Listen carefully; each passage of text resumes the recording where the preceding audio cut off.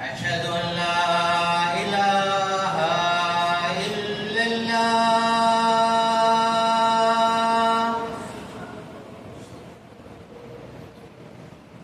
أشهد أن لا إله إلا الله.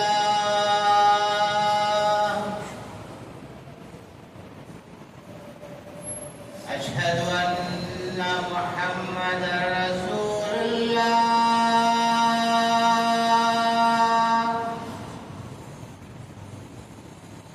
أشهد أن محمدا رسول الله.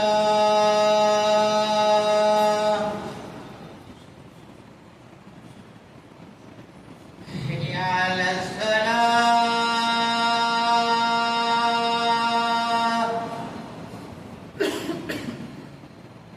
حي على الصلاة.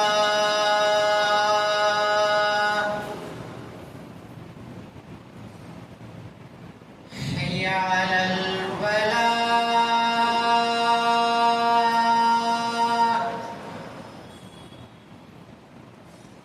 حي على الفلاح.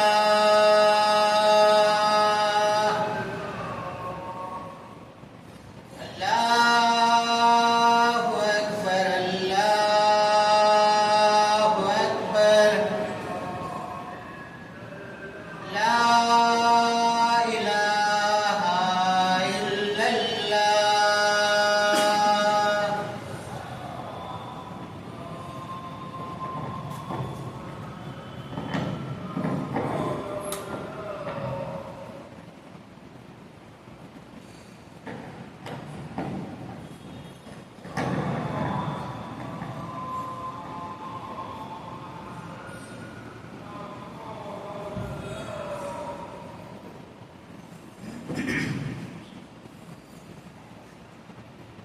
إن الحمد لله نحمده ونستعينه ونستغفره ونعوذ بالله من شرور أنفسنا ومن سيئات أعمالنا.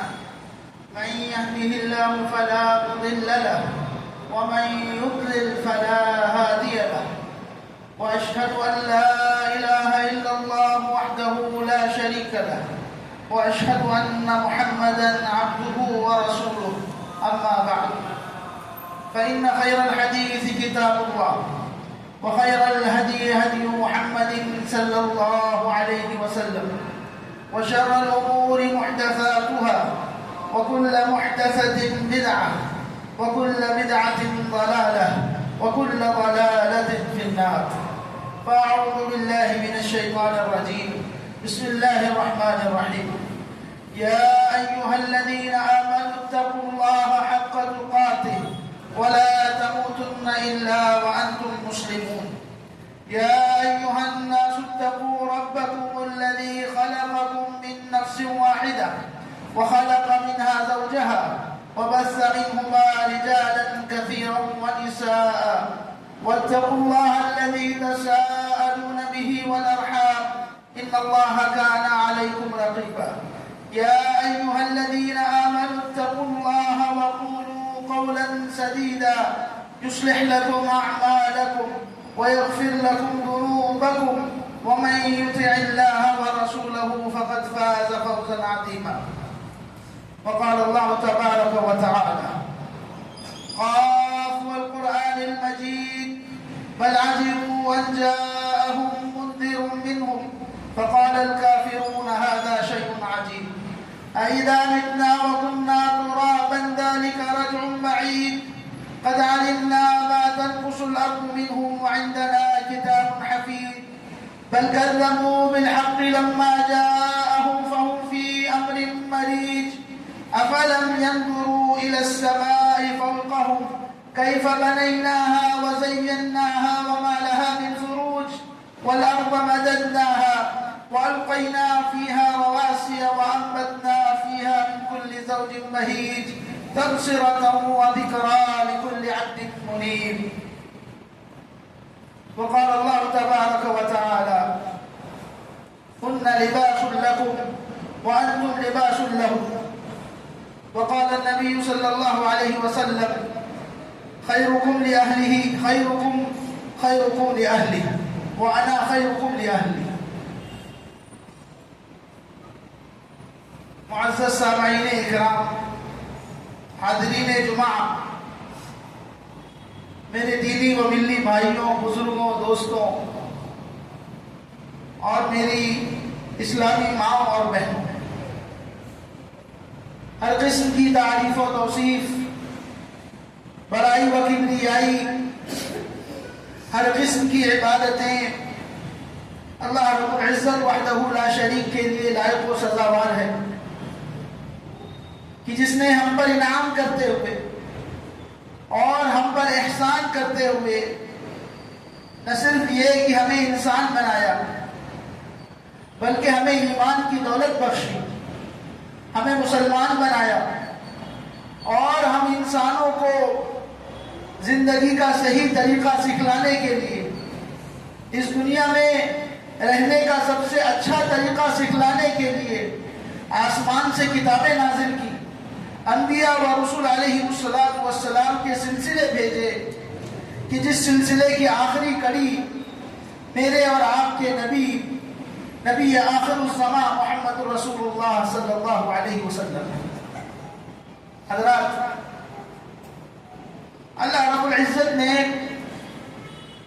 ہم انسانوں پر بے شمار احسانات کیے ہیں، ہم انسانوں پر بے شمار اپنی رحمتیں نازل کی ہیں. ہمارا جسم، ہماری یہ دنیا، ہمارا کاروبار، ہمارا رزق، ہماری تعلیم، ہماری زندگی گزارنے کا طریقہ، ہمارا مسلمان ہونا، ہمارا اللہ کے لیے عبادتیں کر پانا، یہ ساری کی ساری چیزیں یہ اللہ کا انعام ہے.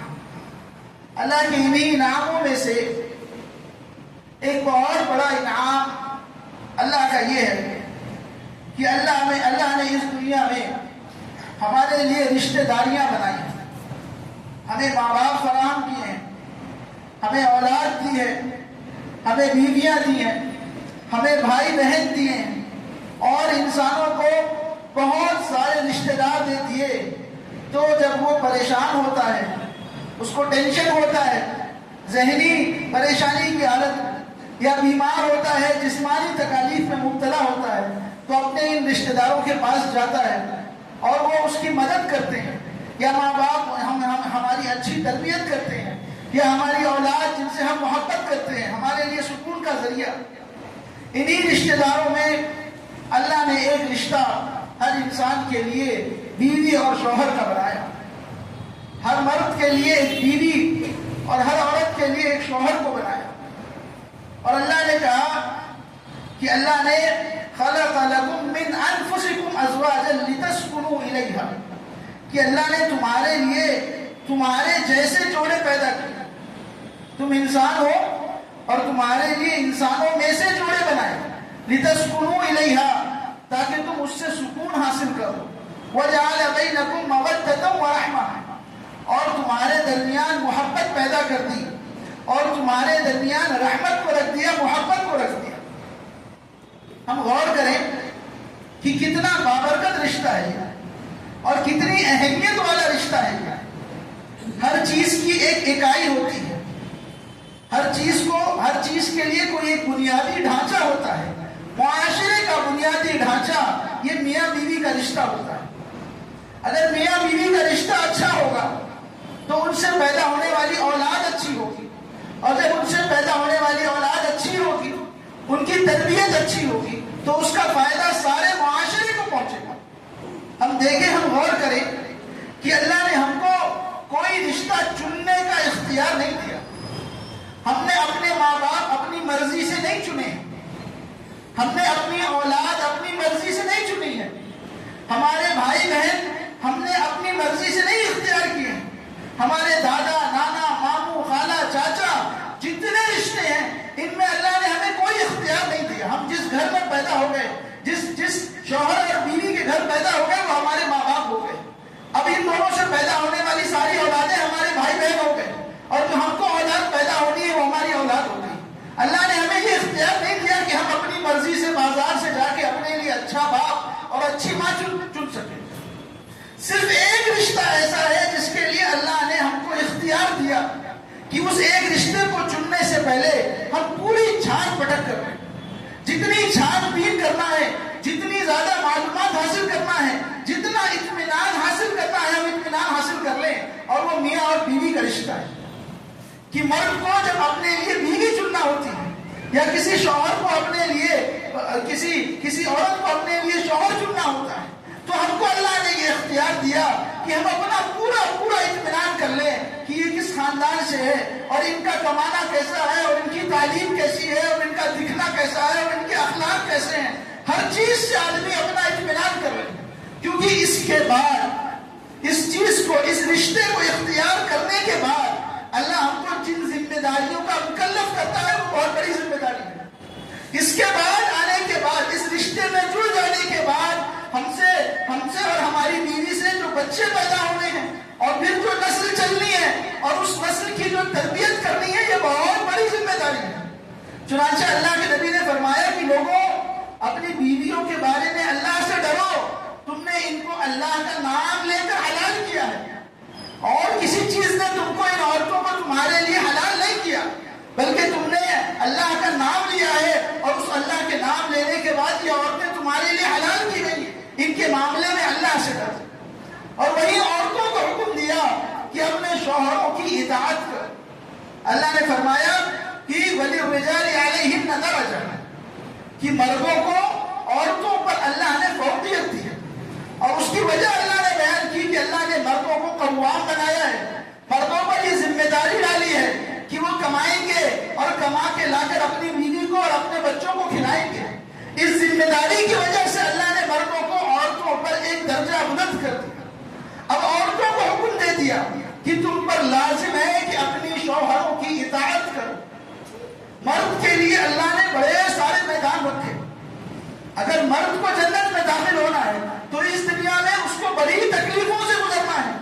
اگر جہاد کا موقع آ جائے تو اس کو جہاد کرنا ہے. اگر اور دوسری ساری ضروری ہے، اس کو کمانا ہے، کما کر اللہ کی راہ میں خرچ کرنا ہے. جو پیسے بچائے اس پر اس کو زکات ادا کرنی ہے، اس کو نمازیں ادا کرنی ہے. اس کی کمائی اگر ایک حد کو پہنچ جائے تو اس پر اللہ نے حج کو فرض کر دیا. مردوں کو اللہ نے بہت ساری چیزوں کا مکلف کر دیا. لیکن عورتوں کو اللہ نے فرمایا، عورتوں کے لیے، کہ اگر کوئی عورت اپنے شوہر کی اطاعت کر لے اور 5 وقت کی نمازیں ادا کر لے، رمضان کے روزے رکھ لے، صرف جو موٹے فرائض اللہ نے اس پر فرض کیے ہیں ان فرائض کو ادا کر لے، وہ جنت میں داخل ہو جائے. بلکہ کہا کہ جنت سے جس دروازے سے داخل ہونا چاہے اس دروازے سے جنت میں داخل ہو سکے گی. اللہ کتنا بڑا مرتبہ اللہ نے عطا کیا ایسی عورت کو جو اپنے شوہر کی فرما بردار ہے. اس کے مقابلے میں اللہ کے نبی نے فرمایا کہ اگر میں کسی کو سجدہ کرنے کا حکم دیتا، اگر مجھے اس بات کی اجازت ہوتی کہ میں اپنی امت میں کسی کو سجدہ کرنے کی اجازت دوں تو میں عورتوں کو حکم دیتا کہ اپنے شوہروں کو سجدہ کریں. یہ اللہ نے شوہروں کا مرتبہ بلند کیا اور اللہ نے عورتوں کے سارے دین کو شوہر کی اطاعت میں رکھ دیا.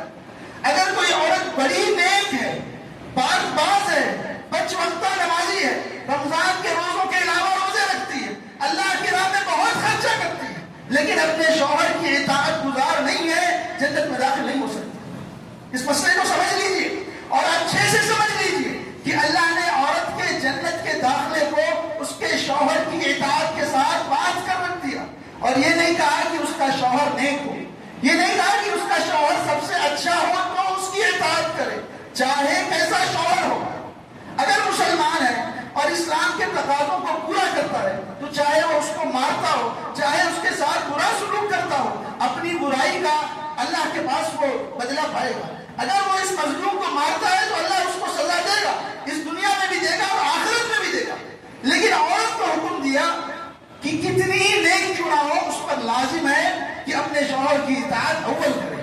سب سے پہلے اس پر اس کے شوہر کی اطاعت کو لازم رکھے، اس کے بعد اس کے بچوں کی اچھی سے اچھی تربیت کرے. اللہ کے نبی نے فرمایا کہ سب سے اچھی عورت وہ ہے کہ جب اس کا شوہر اس کی جانب دیکھے تو خوشی محسوس کرے. سب سے اچھی عورت وہ ہے جو اپنے شوہر کو خوش کرنا جانتی ہو، چاہے جیسے اس کا شوہر خوش ہوتا ہو، اچھا کھانا پکا کر اس کو خوش کر لے, چاہے اس کے لیے اچھے کپڑے پہن کر اس کو خوش کر لے. جیسے اس کا شوہر راضی ہوتا ہو, خوش ہوتا ہو, اس بات کا اہتمام کرنے والی ہو. اللہ تعالیٰ, اللہ کے نبی نے فرمایا سب سے اچھی عورت ہے. اللہ کے نبی نے فرمایا کہ اللہ نے 4 چیزوں میں سعادت کو, خوش بختی کو, نیک بختی کو رکھ دیا. اس میں فرمایا کہ ایک المرأۃ الصالحہ, نیک بیوی ہے. اللہ کے نبی نے فرمایا کہ اس دنیا کی ساری دولت, اس دنیا کا امیر سے امیر آدمی, اس دنیا کا مہنگے سے مہنگا گھر, اس دنیا کی اچھی سے اچھی گاڑی, اس دنیا کی ساری نعمتیں ایک اچھی بیوی کے مقابلے میں بیکار ہے. اگر عورت اچھی ہے, نیک ہے, اپنے شوہر کی اطاعت گزار ہے, اپنے شوہر کا بھلا چاہنے والی ہے, اس کی مدد کرنے والی ہے, اس سے اچھی نعمت اللہ تعالیٰ کسی بندے کو نہیں دے سکتا. اسی لیے اللہ کے نبی نے فرمایا کہ اللہ کے نزدیک ایک نیک عورت کا دوپٹہ, ایک نیک عورت کا صرف دوپٹہ اللہ کے پاس ساری دنیا سے بڑھ کر ہے.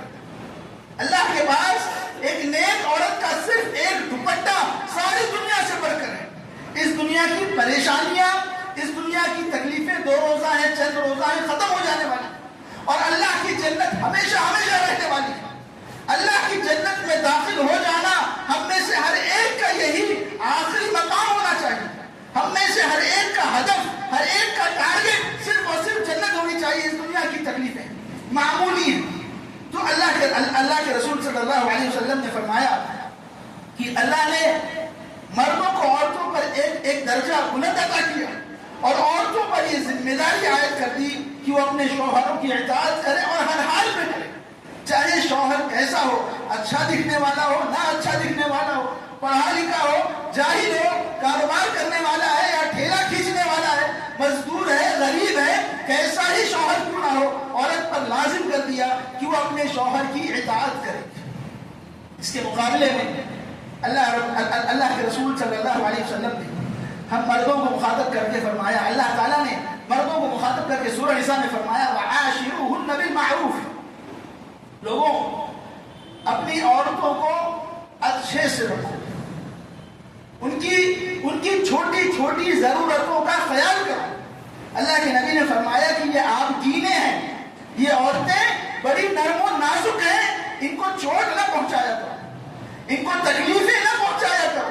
اللہ کے نبی نے بالکل آخری مرحلے میں, جب اللہ کے نبی اس دنیا سے رخصت ہونے والے تھے, آپ کا انتقال ہونے والا تھا, اللہ کے نبی نے اس موقع پر جو نصیحتیں اپنی امت کو فرمائی, ان نصیحتوں میں اللہ کے نبی نے فرمایا کہ لوگوں اپنی عورتوں کا خیال رکھو, لوگوں اپنی بیویوں کا خیال رکھو.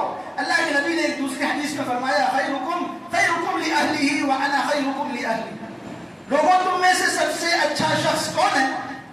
وہ نہیں جس کے پاس پیسہ زیادہ ہے, وہ نہیں جس کی ڈگری بڑی ہے, وہ نہیں جس کی داڑھی لمبی ہے, وہ نہیں جس کی ٹوپی اونچی ہے, وہ نہیں جو اچھی تقریریں کرتا ہے, وہ نہیں جو بڑا عالم ہے, وہ نہیں جس نے ساری دنیا کمائی. تم میں سے سب سے اچھا شخص وہ ہے جو اپنے بیوی اور بچوں کے ساتھ اچھا ہے. یاد رکھیے گا, مسجد میں آپ کے سامنے صاف کپڑے پہن کر, کھڑے ہو کر اچھی باتیں کر کے میں آپ کے سامنے اچھا بن سکتا ہوں. اپنی آفس میں اپنے باس کی اطاعت کر کے, اس کی بات کر کے, اس کی نظروں میں آپ اچھا بن سکتے ہیں. اسکول میں ایک بچہ اچھے مارکس لا کے, اچھی پڑھائی کر کے اپنے استاد کی نظر میں اچھا بن سکتا ہے, لیکن یہ معمولی ہے, یہ بہت تھوڑا ہے. سب سے بڑا معیار یہ ہے کہ ساری دنیا سے گالی کھانے کے بعد, ساری دنیا سے لڑنے کے بعد, سارا دن تھک ہار کے جب رات آپ اپنے گھر پہنچتے ہیں تو آپ اپنی بیوی کے ساتھ کیسا سلوک کرتے ہیں.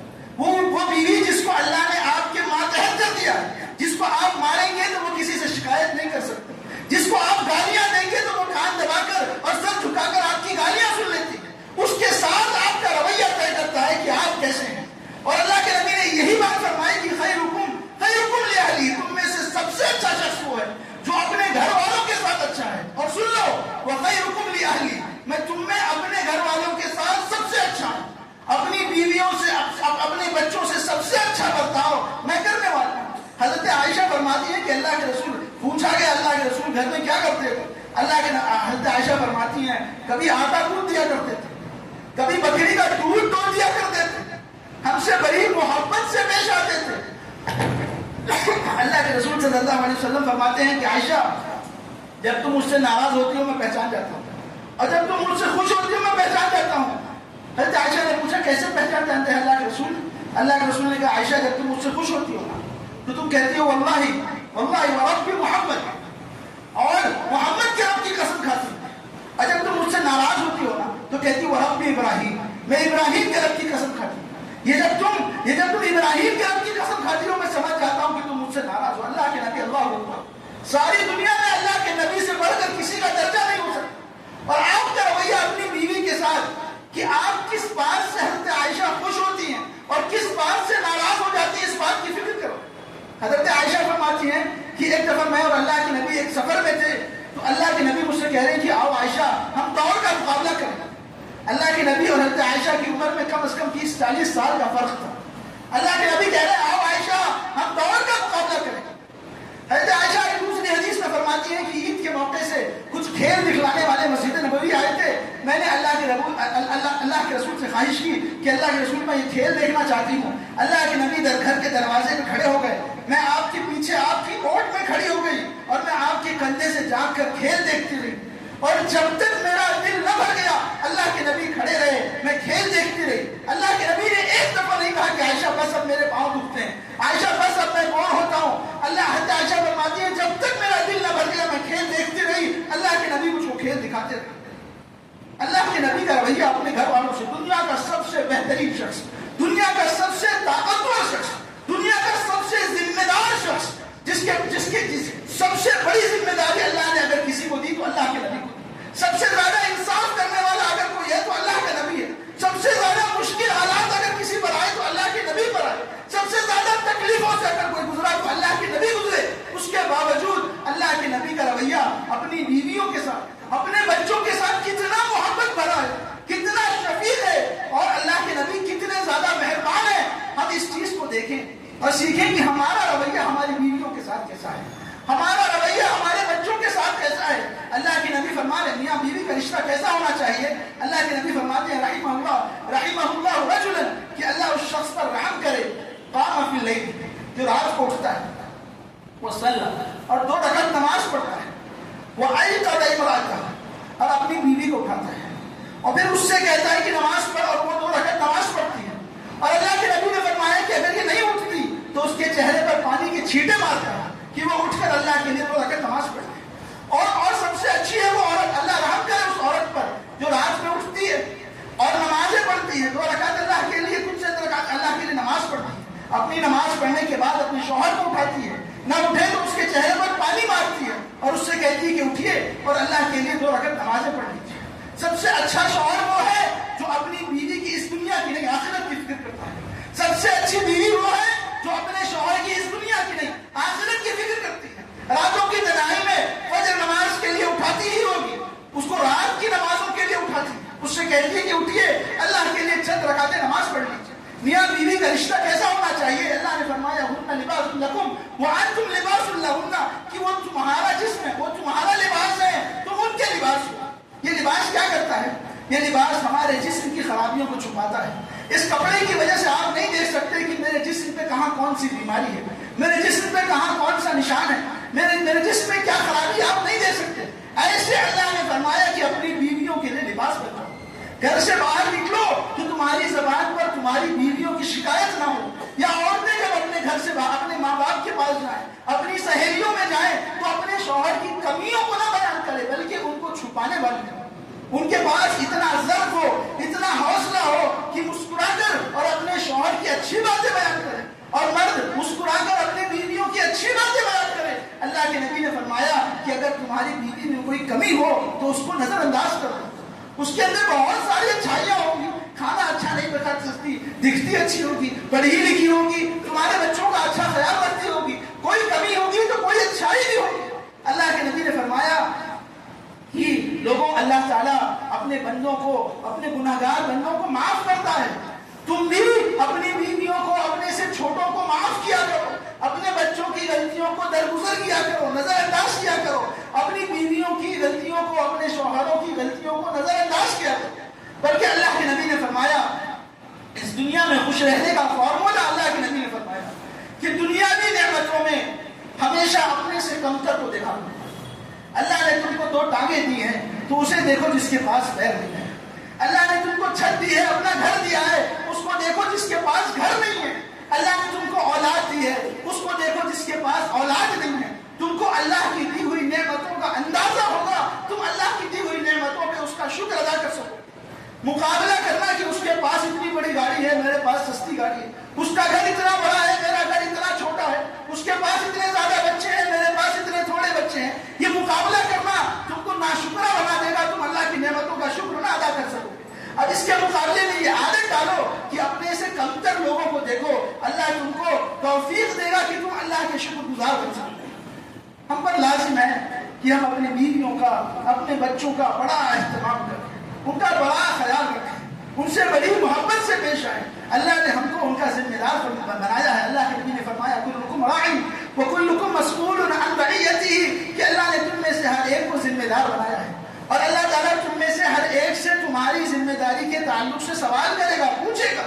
ہمارے ماں باپ نے ہماری تربیت کی تھی, اس تربیت کا نتیجہ ہے کہ ہم یہاں آج بیٹھ کر اللہ کے لیے نمازیں پڑھ پا رہے ہیں, اور ہم نمازوں کی پابندی کر پا رہے ہیں, ہم کچھ قرآن پڑھ پا رہے ہیں. اگر ہم تربیت نہ کر سکیں گے, اگر ہم نے اچھی تربیت نہ کی, اچھی تعلیم نہ دی, دین کی تعلیم نہ دی, ان کو اللہ اس کے رسول کا پتہ نہ بتلایا, تو ہماری آنکھیں بند ہو جانے کے بعد ہم نہیں جانتے کہ وہ مسجدوں کو پہنچ سکیں گے کہ نہیں پہنچ سکیں گے, اور روز قیامت اللہ تعالیٰ ہم سے سوال کرے گا, کیونکہ وہ ہماری ذمہ داری ہے. اللہ نے ہمیں ان کا مکلف بنایا ہے کہ ہم ان کو اس رہتی دنیا میں جب تک ہماری آنکھیں ہیں, جب تک ہماری زندگی ہے, ہم ان کو نماز روزہ سکھلا دیں, ان کو اللہ نبی کا پتہ بتلا دیں, ان کو زندگی گزارنے کا طریقہ سکھلا دیں. اللہ رب العزت سے دعا ہے کہ اللہ رب العزت ہمیں کہنے سننے سے زیادہ عمل کرنے کی توفیق عطا کرے. اللہ رب العزت ہم میں سے جو پریشان حال ہیں ان کی پریشانیوں کو دور کر دے. ہم میں سے جو بیمار ہیں اللہ ان کو شفائے کاملہ عاجلہ عطا فرما.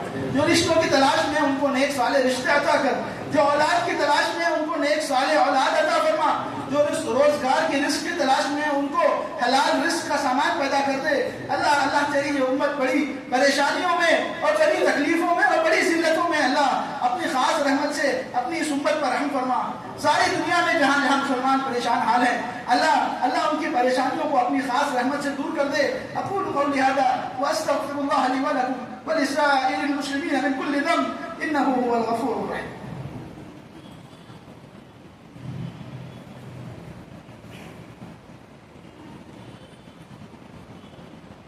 ان الحمد لله نحمده ونستعينه ونستغفره ونعوذ بالله من شرور انفسنا ومن سيئات اعمالنا, من يهده الله فلا مضل له ومن يضلل فلا هادي له, واشهد ان لا اله الا الله وحده لا شريك له, واشهد ان محمدا عبده ورسوله. اما بعد, فاعوذ بالله من الشيطان الرجيم. بسم الله الرحمن الرحيم. ان الله وملائكته يصلون على النبي يا ايها الذين امنوا صلوا عليه وسلموا تسليما. اللهم صل على محمد وعلى ال محمد كما صليت على ابراهيم وعلى ال ابراهيم انك حميد مجيد. اللهم بارك على محمد وعلى ال محمد كما باركت على ابراهيم وعلى ال ابراهيم انك حميد مجيد. ان الله يأمر بالعدل والاحسان وايتاء ذي القربى وينهى عن الفحشاء والمنكر والبغي يعظكم لعلكم تذكرون. اذكروا الله يذكركم وادعوه يستجب لكم ولذكر الله اكبر والله يعلم ما تصنعون.